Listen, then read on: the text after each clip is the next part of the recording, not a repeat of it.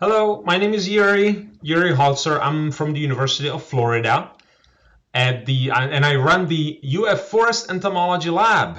And I will be talking to you about the Beetle Academy, which is a workshop on bark beetle identification, biology, and management that I started in 2014. But don't worry, I'm not going to be talking about the beetles. We are in an extension and communication session, so I will talk about the interesting and the juicy stuff behind the scenes. I will be specifically talking about the content and the social value and the marketing behind the academy. When did it start? Back in 2014, I wanted to establish a workshop on the systematics, ecology, and management of bark beetles. I think it's a noble goal. Then as a starving assistant professor, what I really wanted is more reputation, is to connect the community among ourselves and to my lab and such. And I wanted some funding, of course. So the problem was, though, that I was not alone. There are already many other entomology education opportunities out there. In fact, I would call that a glut of entomology education opportunities. What was even worse was that there were at least 3 bark beetle workshops specifically focused on identification, which is kind of what I wanted to do. And the worst part was that they did not charge any registration. Why did I think that yet another workshop will get me enough audience and any revenue? Well, it's because I believe that with useful content, with some social energy and some marketing, you can sell anything. That's what we did, at least tried. So let's talk about the useful content first. You know, taxonomy does not have the best reputation for making its content user-friendly. Somebody great said that taxonomic identification keys are written by those who don't need them for those who can't use them. And I think often it's true, sadly. We didn't want to do that. So instead, we studied our audiences. You know, in marketing, it's called market research. In extension, it's called needs assessment. It's all the same thing. Really, you just want to make sure that you know what your audience wants from you, and so you can give it to them. So we did a serious performance assessment. What that means, essentially, in our case, we have mandatory feedback at the end of each academy installment. We ask people to write what they liked and did not like on small cards.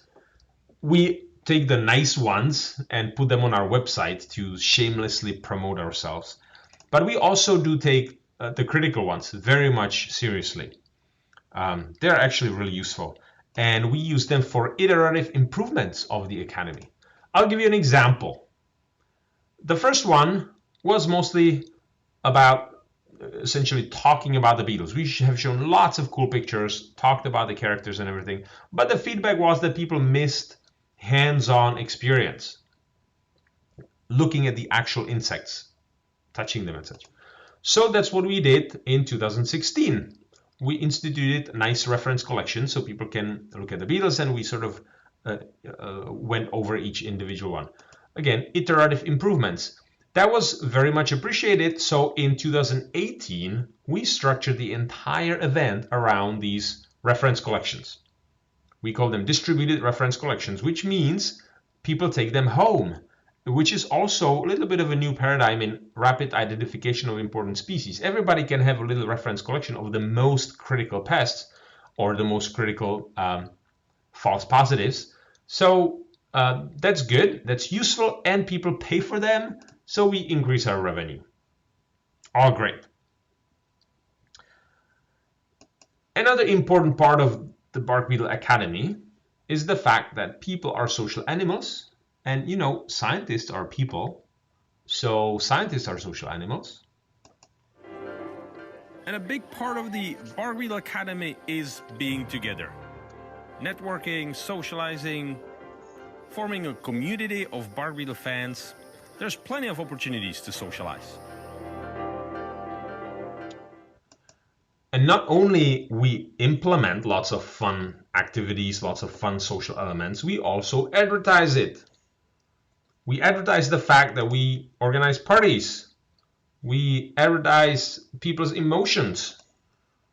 I think it's important to emphasize that these bugs are exciting and that the people who study them are also interesting and excited about the topic. We also try to make sure that our audiences identify with the people who we've served. So we use that in our promotional materials. We show all kinds of people so everybody can find their sort of a soulmate on our promotional materials, on our pictures and everything. Now marketing, pretty much close to the most important element. There are many ways to approach marketing these days. One of the most common, of course, is to make make a website. I would say it's not even having a nice website. It's not even that critical because people don't actually look at it all that much. Not everybody examines all the content, but what people do notice is if you don't have one or if you have a crappy website. And so we hired a professional web designer and developer. And I think the result is far better than what I would be able to do myself. Far better. Much more professional. Similarly, we hired a movie maker. We hired a professional documentary movie maker and producer. Every 2 years, a lot of people interested in bark beetles and ambrosia beetles gather here at the Beetle Academy.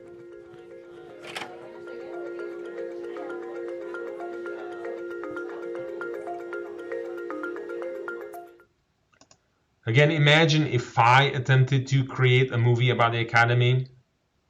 I don't have anything besides a cell phone to take it, so it would not look even close to professional. And an unprofessional movie would probably do us a disservice. So instead, we paid a filmmaker. We also use social media, of course, pretty heavily, but I am not the most prolific tweeter or Facebook poster, and I don't have any really friends online. So instead we use a strategy that's standard now in online marketing, and that is to work with people who do have friends. An example is David Coyle. Dave is a good friend and colleague, and he has a boatload of followers. And importantly, his followers are from the right segment of the web users, the people who are likely to be interested in bark beetles. Dave is often willing to retweet our posts, and he and others are the people we work with to make sure that our message gets out. Well, and now I'm sure you're looking at all these lists of things we've done, and you're scratching your head thinking, is this still entomology? You know, marketing, sales, and whatever. Didn't we cross the line to the dark side? Aren't we bad entomologists in some way? Doing something we should not be doing?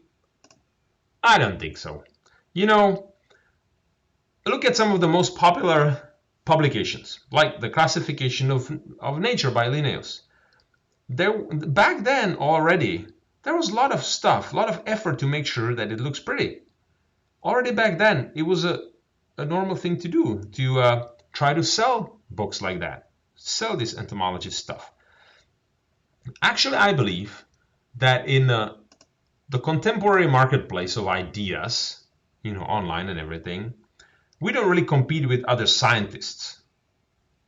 When I put up the logos of the Beetle Academy and all the other entomology education opportunities, that's not actually how it is, right? Who we are really competing with is everybody else. What's happening is an avalanche of information that is clogging people's brains, and we need to make sure that we grab some of that attention. So I don't think it's bad what we're doing. I think it's the opposite. And I'll give you two examples. One, I think, for example, one of our biggest challenges is to, essentially responsibilities, really professional, is to attract the new young generation to our field. How do we do that? Well, I don't know, but look at how others do it. You know, other companies, other entities, even the ones that should not be advertised anything, are doing a really good job at touching the kind of values, the kind of images and everything that inspire young people. And here's another example. Take an institution that is really old, so old that you would think that it does not need any marketing. Let's take the Catholic Church, for example. You think it's been around for so long that why bother with marketing, right?